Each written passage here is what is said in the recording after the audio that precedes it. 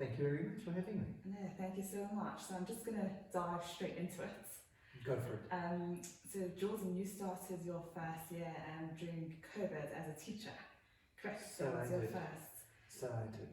So that must have been quite tough, hey? Like, how was it?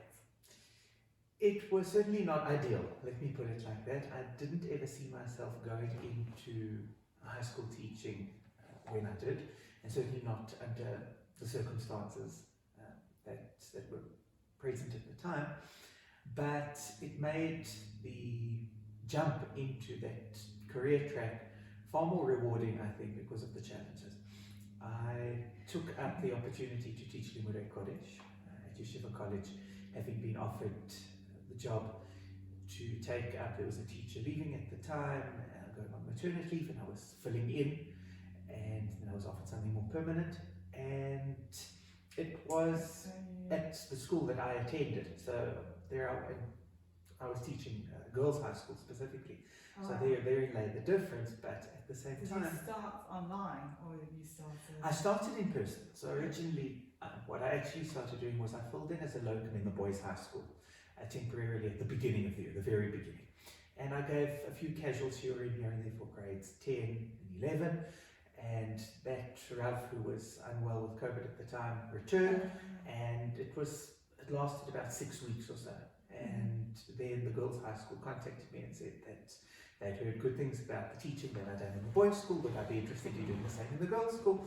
And it was all about masks, and fortunately it wasn't online. There was a time when there was a peak again, and numbers went up, and we were online for a short time, but it simply wasn't the same, and that was one of the biggest challenges for me.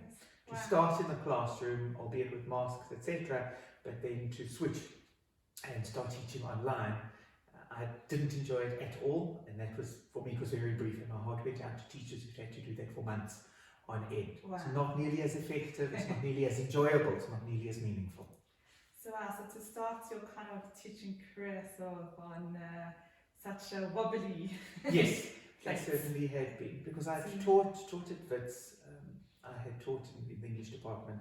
I'd given a seminar here and there in the year prior to that, before COVID, and I then had to switch over to giving it remotely during COVID, shortly after getting married in Oh wow, that same year. Quite a lot. Yes, yes. Yeah, no, And that, for me, the contrast was striking, because I'd seen it in the university space, and at school you feel it even more keenly. Had the opportunity to like teach normally, like what Yes. it was before. Yes. Then you experienced kind of a bit of a wobble. And how do you think going forward, like now COVID is kind of lessening, do you think teaching has changed a bit, or is there anything that you noticed? Like, I do think so. I think that in certain respects we've had to prove that there is a value to the classroom, and some of those values have become immediately apparent, and some of them haven't. It differs in different educational spaces. In the classroom, at a high school level, it's essential. You need that classroom space. And it's a difficult sell, because we know that students in particular, you're competing with, especially at that age, you're competing with the cell phone. And you're competing with a limited attention span, and they think, well, if it worked on Zoom, if it worked online, why are we back here? And it works for some students. Right. I know that, having spoken to some of them, they thrived online because that's a teaching style that works for them. interesting. And for others, there was no question that they had to be in the classroom. They simply had to be. And I think this blended model, sometimes more, sometimes less, of online methods is going to be with us for a while. That, I think, the rise of Google Classroom, for example, I think of myself, we're uploading Google Classroom, we're uploading a lot of our material online, so it's available on a drive. So if a student's not well, if a student's been down with COVID, etc., the material's been available for them online. It's not a substitute. We're not recording our lessons and putting them up.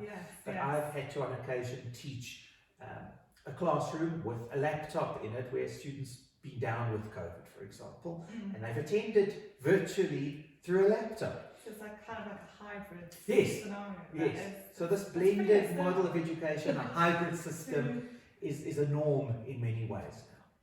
Jordan, I just think that's quite brilliant. I mean, it's quite hard for a teacher also to kind of coordinate. Very difficult. And I feel like you've had every single challenge. Very, very challenging. Thank You God. want to stay in teaching, Thank God eh? I didn't have to teach online from home while being sick with COVID myself. That was during a break last year in the June holiday. So thank God that wasn't an issue. So you were sick during the June break? Yes. Yes, as it happened over my birthday. I spent my birthday in quarantine. And that for me, that was a bracha that I wasn't struck down during term. I didn't have to conduct classes online. It's quite dedicated. Some teachers would have been like, I wish I got COVID during term. Yes, yes, no question. No Wow, question. wow, that really shows a lot of a lot about your character. No, thank you. That's Thank quite you. I enjoy what I do.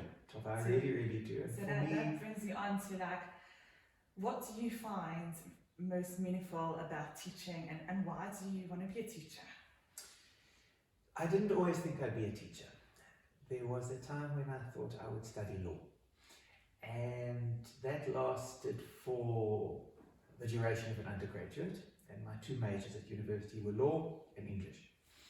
And I thrived in English. I loved it very much, and I came out of my undergrad qualified with an undergraduate degree in English law, and I was at a crossroads, and I figured to myself, after speaking with my family, I came to the realization that I'm not a lawyer. Much as I could pursue it, I decided that's not who I am. I wasn't going to be true to myself. Wow. And I took up honours in English, and I enjoyed that year very much. It was a year where I devoted myself solely to English courses, and I loved every moment of it. And I sat down with one of my close lecturers with whom I share a good relationship, and he ultimately became my supervisor in my research. And I said to him, I'd like to consider taking up tertiary education more seriously. And he wasn't exactly discouraging me, but at the same time he asked what was your other option, why English specifically, and so on, and I explained the justification. I loved being a tutor in the university space. Once you're going to postgraduate, you're eligible to become a tutor for first years. Because you like giving over the knowledge? I thrived in that space. I loved every moment of the teaching, of not simply transmitting knowledge, but as I so often say, I learn with and from my students. And that's true on every single level. I don't go in to become an orator, to hand something over and say, this is what I'm teaching you, please consume, don't question, and then I leave and my job is done. I unpack it with them, and it means that they can challenge me in one of the first go-to lines in every class, whether it's been at university